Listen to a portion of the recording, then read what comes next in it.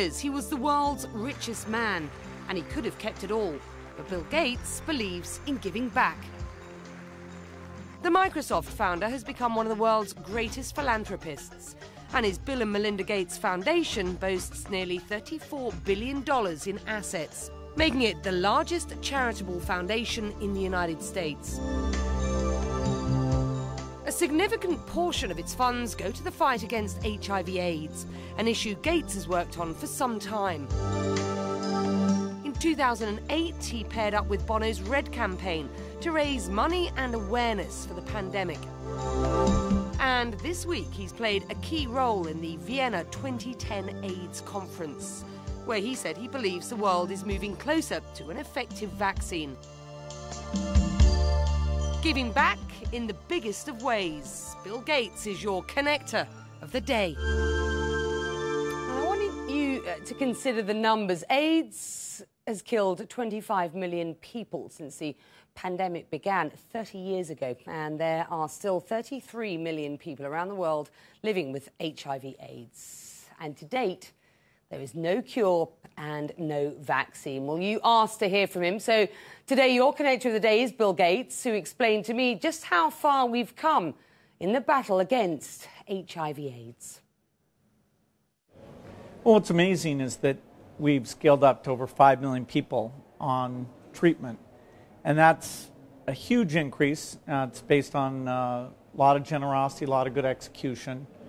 We also have a lot of progress in the science. We don't yet have a vaccine, but we have good progress there. We have some new prevention tools like a gel that women can use that is very likely to be available in the years ahead. You've called for greater funding and better prevention. Can you enlarge on that for me? Well, there's an opportunity to take the dollars and have more impact because we've seen some programs are using innovative approaches. We need to measure those, spread those around. The funding still needs to go up, but that's been tough. As governments are cutting their budgets, global health aid has been one of the things, which unfortunately means that the poorest are suffering because of the events in the rich world. With regard to funding, there are those here at the conference who have been talking about criminal negligence. Would you use that turn of phrase? No, that's not the phrase I'd use. I'm not sure that motivates the donors. And I think you got to acknowledge that substantial generosity was forthcoming. Which countries are doing a good job from a donor perspective? Well, by far the most generous on AIDS is the United States through its PEPFAR program. That's by far the biggest, and its donation to the Global Fund, which is the largest. So, the U.S. picked up on this under President Bush, and that's continued.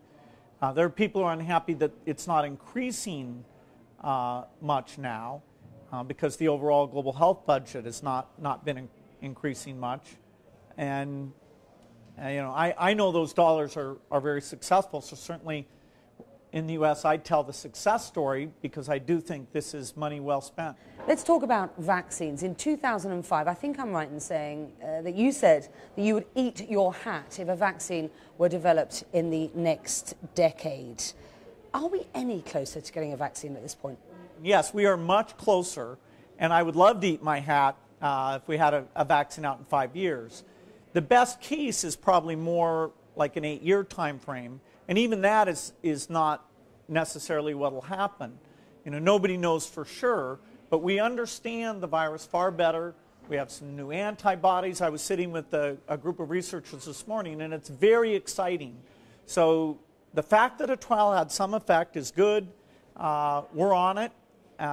We just need to keep going and do more trials. We have had 3 vaccine concepts and 4 clinical trials in humans completed in the last 30 years since the virus was identified, and yet still no vaccine. Well, I'm probably more impatient than most on this, and I'm looking at, okay, why does it take that long, and are we working in parallel, are we doing the right things? A vaccine for AIDS is a very complex thing. It's a disease of the immune system, which is what you stimulate in the case of a vaccine. So it's made it hard. There's been some surprising results.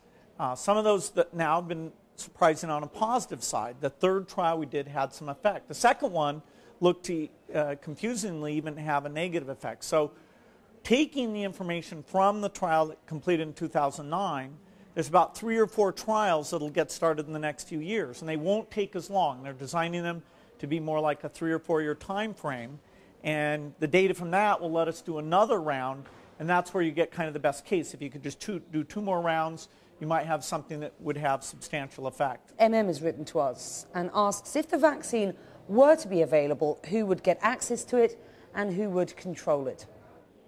Well, vaccines for public health emergencies like AIDS will be made for everyone, and fortunately vaccine manufacturing is simple enough. All we need to do is invent it, and then we'll get it rolled out. And James wants to know where a future vaccine, Bill, would be deployed first.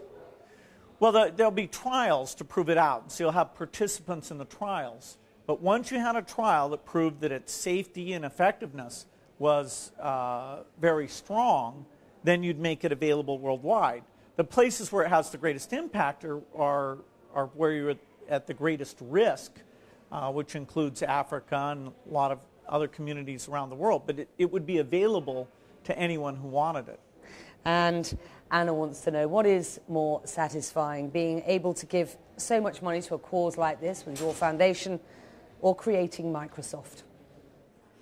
Well, I've been very lucky. I've had 2 jobs that were absolutely fantastic. I think when I was young, writing software, staying up all night, dreaming about the personal computer I wanted and I thought would be great for everyone, that was the perfect thing for me. And now I've switched. I'm totally full-time on the foundation. I'm loving advocating for these causes, making sure that the money our foundation spends is used in the best way possible. And I come to events like these and I learn, and I'm reminded why it's so important.